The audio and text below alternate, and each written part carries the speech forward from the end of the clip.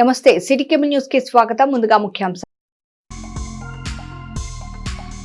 కొనసాగుతున్న అర్బన్ పోలీసుల cordon seize, సరైన పత్రాలు లేని పలు ద్విచక్ర వాహనాలు సీజ్. సీఎం జగన్ రాష్ట్రంలో పలు ప్రభుత్వ రంగ సంస్థల నిధులు గోల్మాల్ చేశారన్న ప్రతిపాటి. జూన్ 4 ఫలితాల్లోపు ప్రతి పైసాకు సమాధానం చెప్పాలని డిమాండ్. దాతృత్వం చాటుకున్న వాసవి క్లబ్, దాదాపు 100 మంది వృద్ధులు, వితంతులకు పింఛన్ పంపిణీ. మూసుకుపోయిన మురుగునీరు కాలువలు, చోద్యం చూస్తున్న అధికారులు. చిలుకలూరిపేట పట్టణంలోని ఏఎంజీ కళాశాలలో ఇంటర్మీడియట్ మొదటి, ద్వితీయ సంవత్సరాలు ఫెయిల్ అయిన విద్యార్థులకు సప్లిమెంటరీ పరీక్షలతో పాటు బెటర్మెంట్ రాస్తున్న విద్యార్థుల పరీక్షలు కొనసాగుతున్నాయి. ఈ సందర్భంగా కళాశాల ప్రిన్సిపల్ అబ్రహం మాట్లాడుతూ ఇంటర్ పరీక్షల నేపథ్యంలో కళాశాల మొత్తం కూడా గట్టి పోలీస్ బందోబస్తు ఏర్పాటు చేసినట్లు తెలిపారు. విద్యార్థులకు అవసరమైన మంచినీటితో పాటు ఒక ఏఎన్ఎంను అందుబాటులో ఉంచామన్నారు. అలాగే పోలీస్ సిబ్బంది గట్టి బందోబస్తు ఏర్పాటు చేశామన్నారు. విద్యార్థులు ప్రశాంతమైన వాతావరణంలో పరీక్షలు రాసేందుకు తమ వంతు పూర్తి సహకారం అందించామని తెలియజేశారు.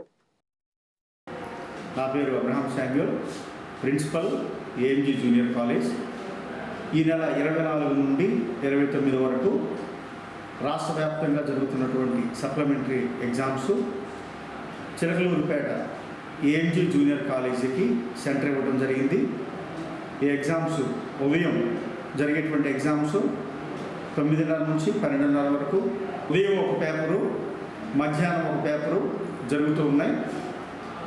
ప్రతిరోజు సక్రమంగా విద్యార్థులు వచ్చి వారి ఎగ్జామ్స్ రాస్తూ ఉన్నారు. ప్రస్తుత వాతావరణాన్ని దృష్టిలో పెట్టుకొని పరీక్షలు రాయడానికి వచ్చేటువంటి విద్యార్థులందరికీ కూడా తాగడానికి మంచినీరు వసతి ఏర్పాటు చేయడం జరిగింది.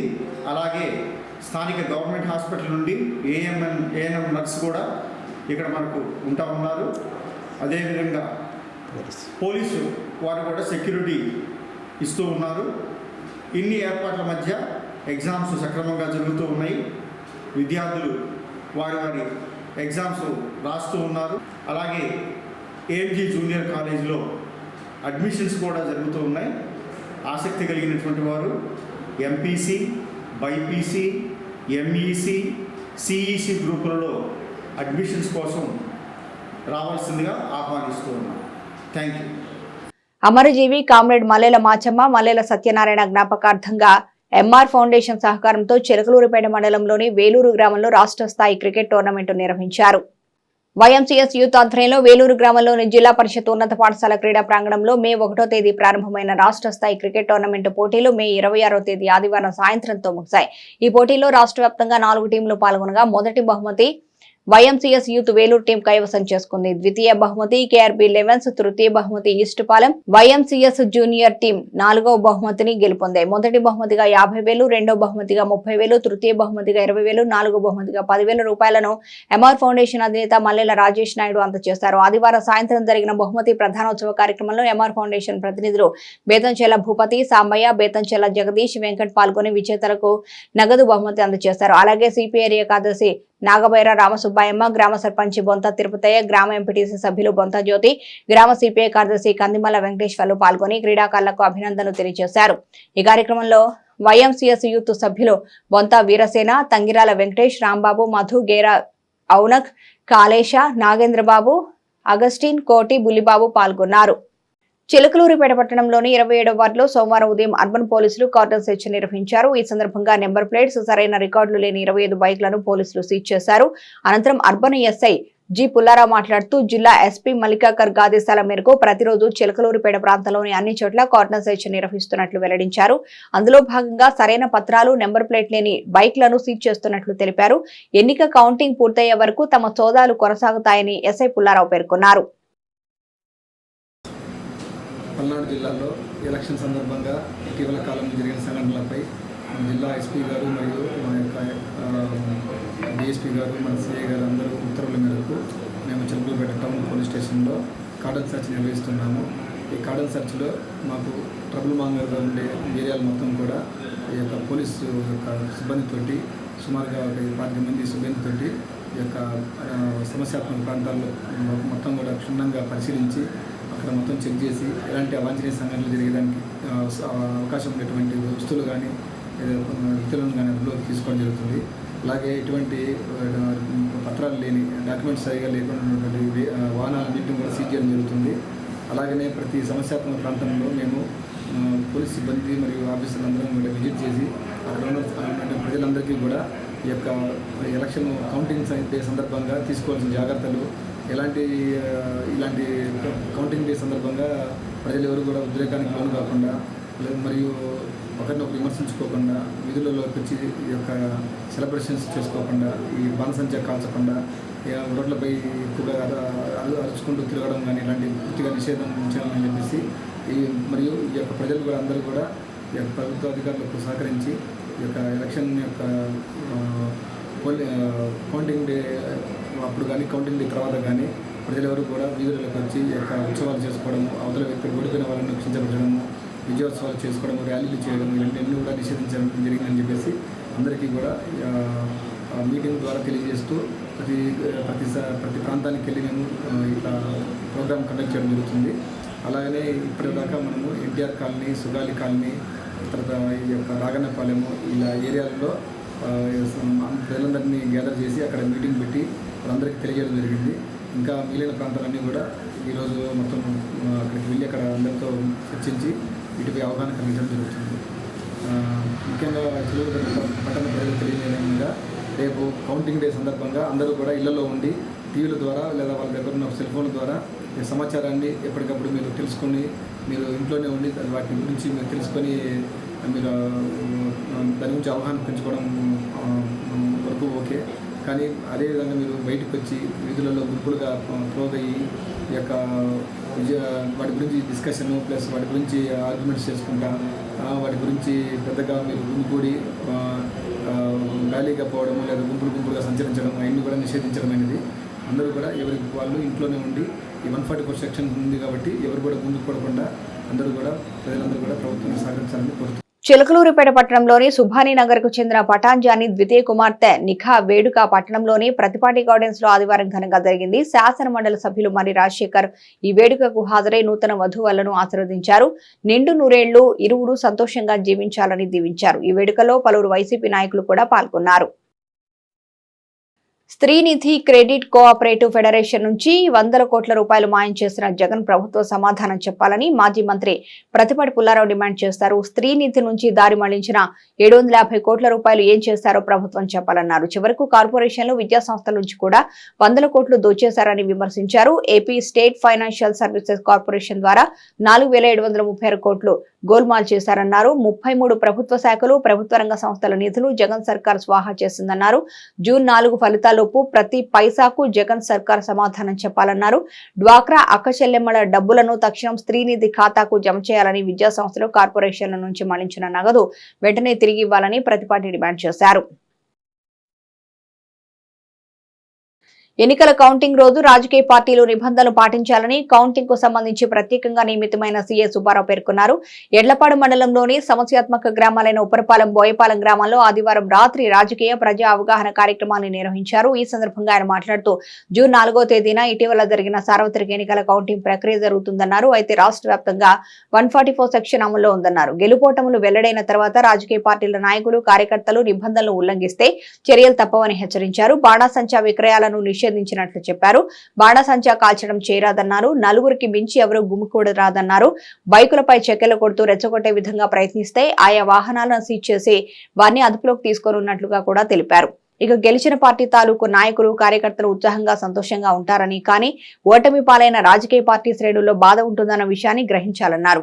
కౌంటింగ్ సమయంలో గ్రామాల్లో ఎలాంటి అవాంఛనీయ సంఘటనలు తలెత్తకుండా ఉండేందుకు జిల్లా వ్యాప్తంగా అదనపు సీఏలను ఏర్పాటు చేసినట్లు వెల్లడించారు. కార్యక్రమంలో Chilakaluripet rural CAP Srinivasa Reddy, Edlapadu SI J Samuel, Rajiv Kumar, సిబ్బంది, ఆయా గ్రామాలకు చెందిన వివిధ రాజకీయ పార్టీ నాయకులు, కార్యకర్తలు, ప్రజలు పాల్గొన్నారు. పోలింగ్ రోజు, పోలింగ్ అనంతరం పల్నాడు జిల్లాలో జరిగిన ఘర్షణల నేపథ్యంలో పోలీసులు ఎలక్షన్ కమిషన్ వ్యవహరించిన తీరును తీవ్రంగా తప్పుపట్టారు. మాజీ మంత్రి పేర్ని నాని ఈ మేరకు ఆయన మీడియాతో మాట్లాడుతూ పిన్నెల్లి ఈవీఎంను ధ్వంసం చేస్తే 13వ తేదీన ఎందుకు కేసు నమోదు చేయలేదని ప్రశ్నించారు. పోలింగ్ ఆగినట్టు ప్రిసైడింగ్ ఆఫీసర్ లాగ్ బుక్ లో ఎందుకు లేదన్నారు. డీజీపీకి సిట్ ఇచ్చిన నివేదికలో కూడా పిన్నెల్లి ప్రస్తావన లేదని, కానీ ఈసీ దుర్మార్గంగా వ్యవహరిస్తోందని అన్నారు.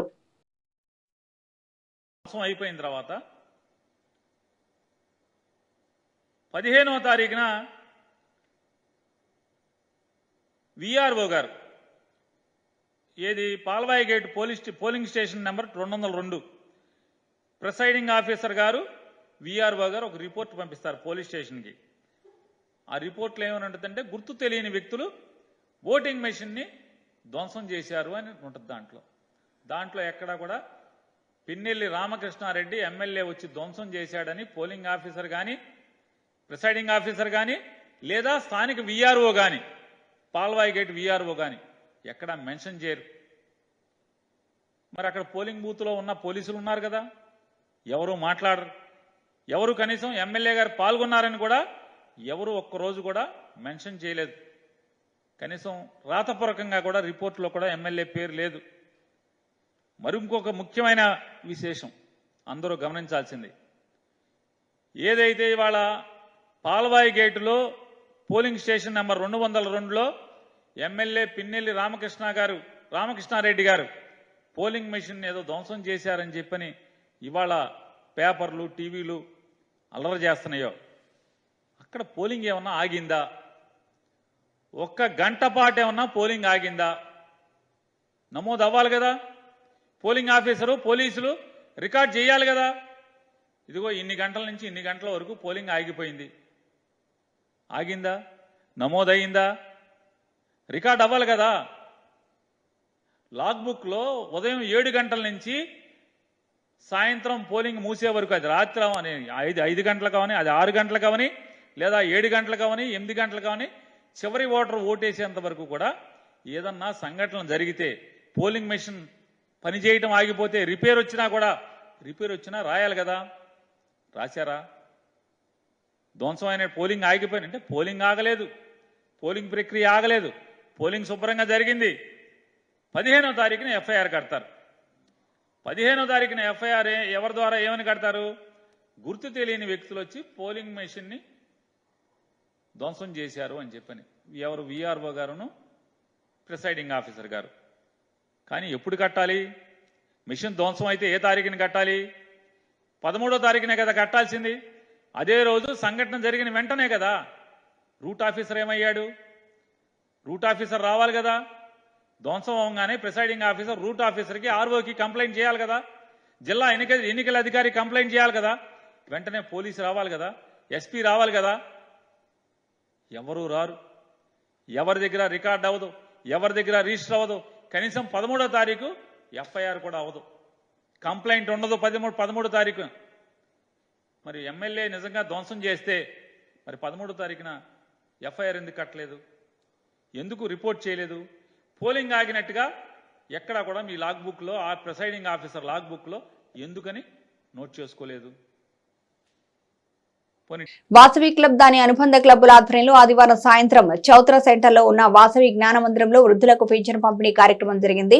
ముఖ్య అతిథిగా ఆ క్లబ్ రీజనల్ సెక్రటరీ గ్రంథి శీలా గురువు శెట్టి హాజరయ్యారు. దాదాపు 100 మంది వృద్ధులు వితంతులకు ఈ పింఛను అందజేశారు. ఈ సందర్భంగా ఆయా క్లబ్బుల ప్రతినిధులు మాట్లాడుతూ ప్రతి నెల ఈ పింఛను ఇస్తున్నట్లు తెలిపారు. ఈ కార్యక్రమంలో తవ్వ నాగమల్లేశ్వరరావు, అరవపల్లి వెంకట సత్యనారాయణ, దామిశెట్టి నాగేంద్ర, దామిశెట్టి హేమలత, మద్ది గురునాథం పాల్గొన్నారు. మన మే నెల పంచాలు మన పేద ఆర్యవైశ్య వృద్ధులకు Vasavi families club, greater club, platinum clubs వారి ఆధ్వర్యంలో మరి ప్రతి నెల కూడా మన పేద ఆర్యవైశ్య వృద్ధులకి ప్రతి 200 రూపాయల చొప్పున ప్రతి నెల పెన్షన్ ఇవ్వడం జరుగుతూ ఉంది. మరి ఈరోజు మే నెల పెన్షన్ ఇవ్వబోతున్నాము. ఈరోజు ముఖ్యంగా ఏంటంటే మనకి జోన్ చైర్మన్ గారు అయినటువంటి మన వెలటూరు వాస్తవ్యులు గ్రంథిశీల గురువు శెట్టి గారు చీఫ్ గెస్ట్గా వస్తున్నారు. ఈరోజు కార్యక్రమం మొత్తం కూడా వారి చేతుల మీదుగా జరిగిపోతుంది.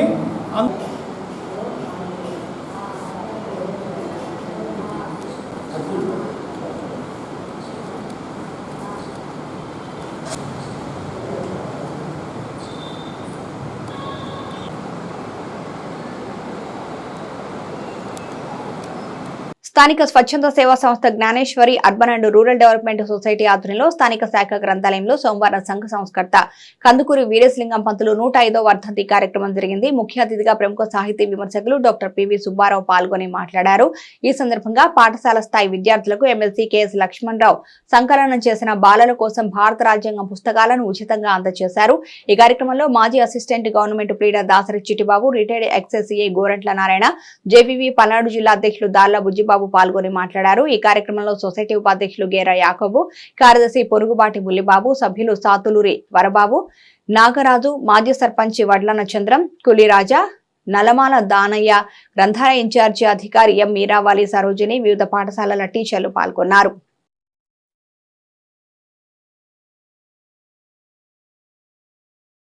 వితంతు పునర్నివారణ కానీ, సతీసాగమన చట్టం కానీ, కన్యాశుల్కం కానీ, చిన్న పిల్లల్ని తీసుకెళ్ళి గ్రామం పెళ్లి చేయడం కానీ, భర్త చనిపోతే భార్యను కూడా అదే స్థితిలో కూర్చోబెట్టడం కానీ లేదా కాల్ చేయడం కానీ అది జరుగుతూ ఉండేది. ఆ రోజుల్లో ఆయన ఇవన్నీ తప్పు, ఇవన్నీ రాంగ్ డిసిజన్. ఎందుకంటే ఆడవాళ్ళకి పూర్తిగా స్వేచ్ఛ ఉండాలి అని చెప్పి రాజమండ్రి ధవళేశ్వరం దగ్గర స్త్రీలకు సంబంధించిన ఒక విద్యాలయాన్ని కూడా స్టార్ట్ చేశాడు. ఆ రోజుల్లోనే ఆయన వితంతువులు అంటే ఎవరన్నా భర్త చనిపోతే ఆ మేడం కూడా పెళ్లి చేసేవాడు. ఆయన చేసిన మొదటి పెళ్లి ఏంటంటే గోగులపాటి శ్రీరాములు సీతమ్మ అనే వాళ్ళు పెళ్లి చేశాడు. అప్పట్లోనే గొప్ప హేతువాద దృష్టి అంటే శాస్త్రీయమైనటువంటి దృక్పథం. శాస్త్రం విజ్ఞాన శాస్త్రం ఏం చూస్తుంది?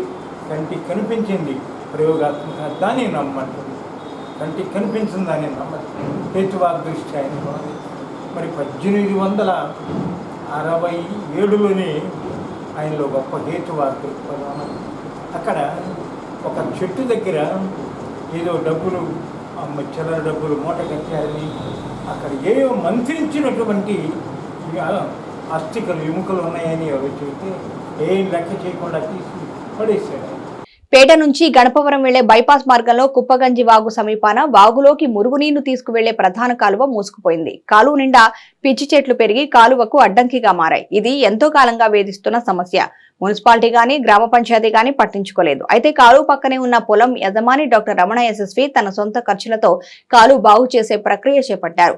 తాను నిర్మించ తలపెట్టిన శ్రీ కళ్యాణ వెంకటేశ్వర స్వామి దేవస్థానానికి ప్రధాన ద్వారం కావలసి రావడంతో ఇక్కడ ఏర్పాటు చేయదలిచి ఈ సేవా కార్యక్రమాన్ని చేపట్టారు.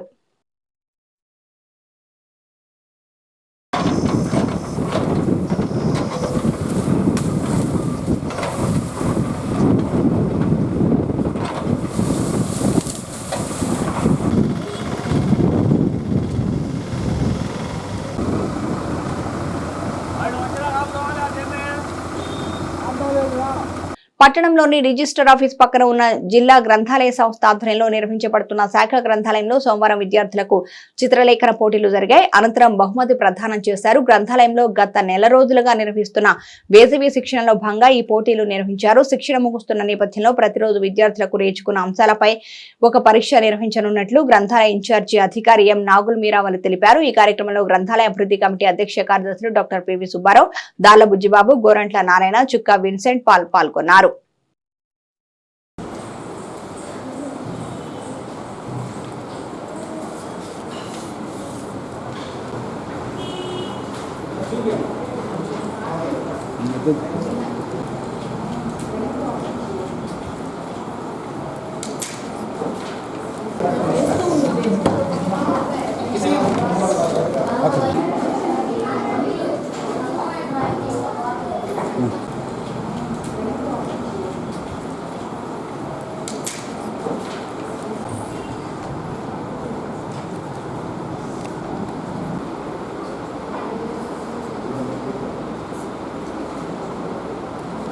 చిలకలూరిపేట మండలం చినపసుమరు వద్ద ఆదివారం రాత్రి జరిగిన రోడ్డు ప్రమాదంలో ఓ వృద్ధుడు మృతి చెందాడు.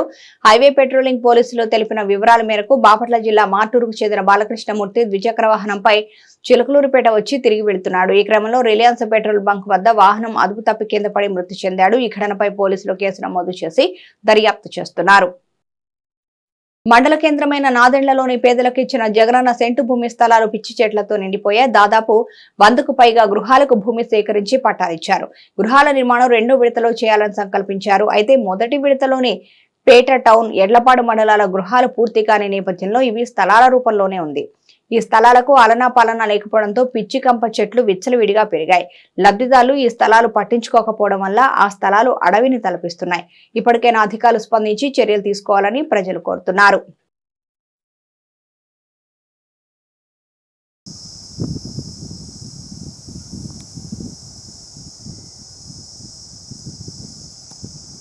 ఇవి బులెటిన్ విశేషాలు. మరో బులెటిన్లో మళ్ళీ కలుద్దాం. చూస్తూనే ఉండండి సిటీ కేబుల్ న్యూస్.